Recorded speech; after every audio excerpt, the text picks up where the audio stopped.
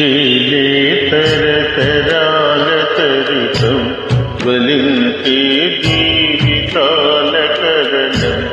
ఇదేలే తరతరాల చరితం జ్వలించే జీవితాల కదనం.